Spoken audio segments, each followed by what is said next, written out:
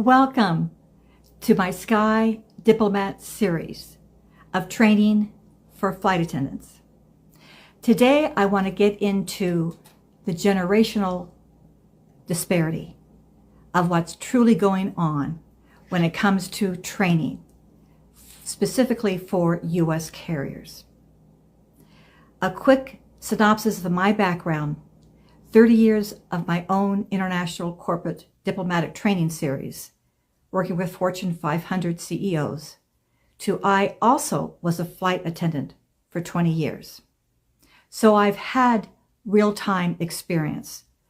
And now that I'm traveling because I am retired, I see the social interaction skills of flight attendants need to be further polished. And that's the purpose of this series. You are the CEO. You are the most important people on board that plane.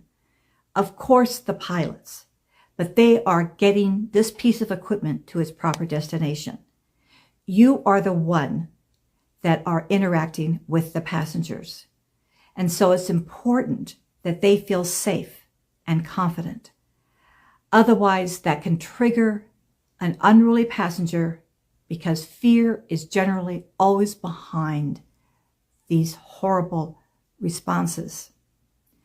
And though it's still a small percentage of when a plane actually has to divert, it still has to divert.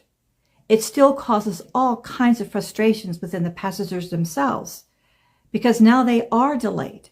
Now they are delayed in attending that funeral of a loved one. Now they are delayed in maybe even showing up to a wedding. So you see how critical, how important your job as a flight attendant is. But what I wanted to get in here today is to really share with you, why are things so different today? Why did 2019, the Department of Transportation, come out and sensing that we have to do something about our interaction with each other? We know what's going on with the comments in social media and the anger and the hatred going back and forth. Something just is not right. I'm not going to change our world, but I am going to polish you to be very effective CEOs and train you in the skills of social interaction so that you can diffuse an angry customer immediately. Why? Because the lives of all of you truly, in the end, depend on that. But let's also get into the most important subject based upon my research, and that is the generations. There's a huge difference between Generation X, the millennials, as far as the new one with Generational Z. I'm a baby boomer, and the manuals, through my investigation, the basic training manuals, when it comes to social interaction, are really very much the same. Back in my generation, pick up any etiquette book or manners training, and it's all basically the same. But the generations have changed. The generations, my generation, we did have TVs that were kind of developed, but we never really watched them that much. As children, it's critical because it's the children and their social interaction skills training is developed when there are children, when they are 2, 3, 4, up to 5 years old. Once you're 10, it already is entrenched, according to psychologists. And so my generation, we were out in the fields playing with friends, whereas most of you grew up on your iPhone, on the iPad. Yes, you had social interaction, but they no way were as much as the collective experience that baby boomers and prior generation have had. What that tells me in my research is that the last 3 generations are more into understanding themselves. What I find to be quite extraordinary is that you are all great analyzers, meaning you always want to know the why of things. Why is this happening? Why should I do this?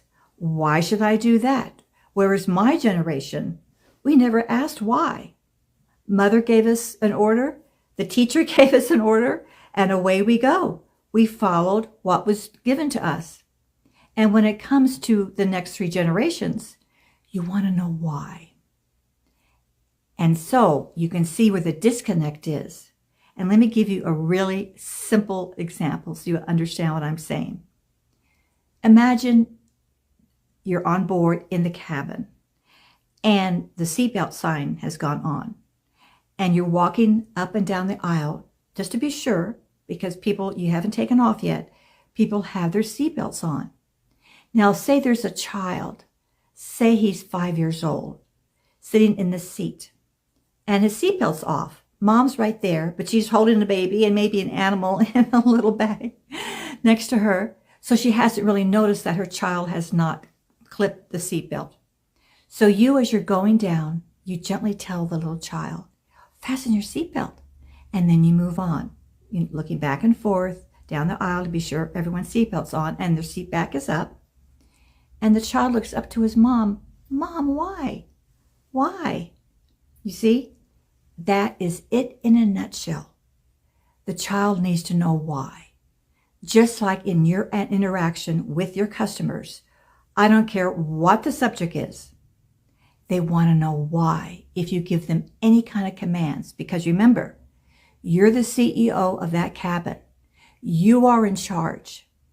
The bottom line, you want to get everyone there alive and safe.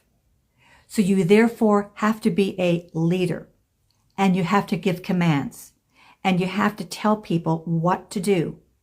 But it's the way that you present yourself. It's that social interaction. The words that you say must meet their generational disconnect. Now, the good news is most of you today who are flight crew are part of this generational shift.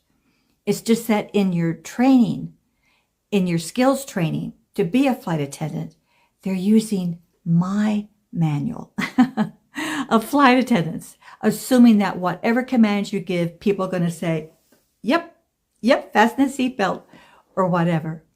So something, again, another example would be you're up 35,000 feet in the air and people kind of will get out of their seat, go back and forth. Maybe they've eaten their meal and they're a little bit more not as secure and not having reconnected their seatbelt when they sat back down.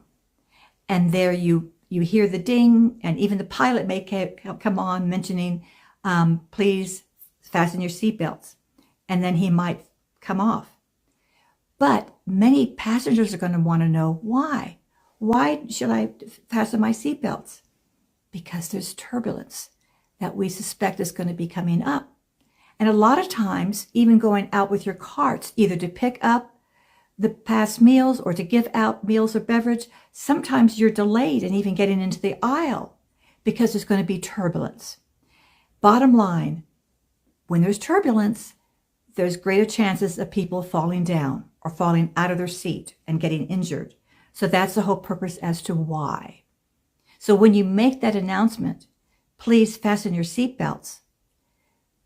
Come on and say, because we are anticipating some heavy turbulence ahead of us. You see, that explains the why.